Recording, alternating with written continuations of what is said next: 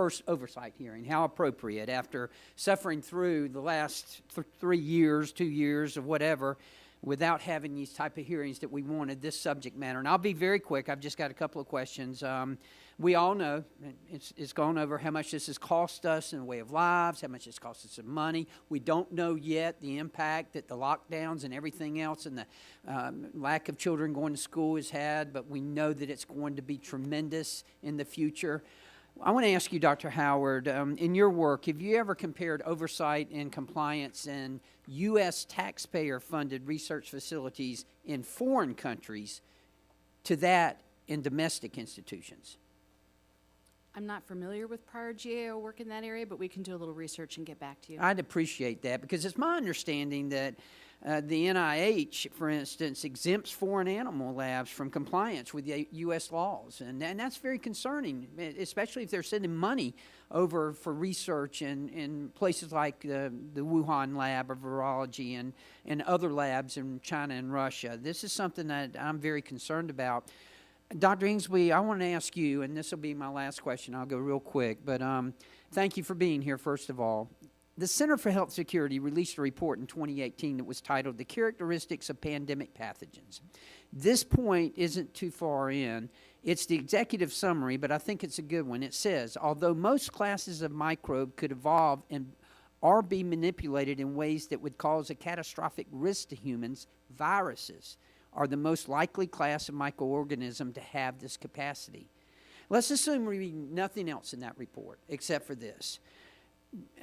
Can we just take that point away from this to say that we need to be most careful when with federal policy covering viral research as opposed to other research?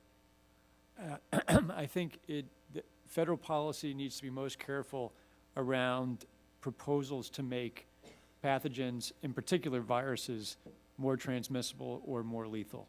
And that's what we call enhanced potential pandemic pathogen research.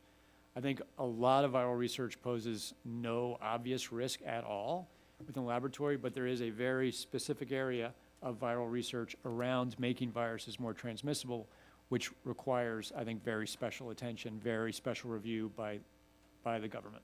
You know, I know there's a danger in generalizing, and I know y'all have defined gain-of-function research as being much more than probably what most people think of it as. But I got to tell you, I've got serious reservations. I don't think I'm the only one.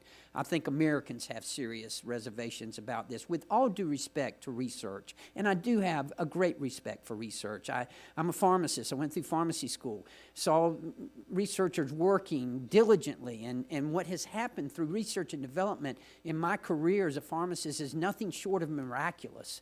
But at the same time, when we talk about gain-of-function research, I can't help but think, a quote from Einstein was, the only thing more dangerous than ignorance is arrogance. And in my opinion, gain-of-function research is nothing more than intellectual arrogance. And I think there's a real danger there, and I don't think I'm the only one who believes that. I think there are a lot of Americans right now who believe that. So having said that, Mr. Chairman, thank you again for allowing me to participate, and thank all of you for being here.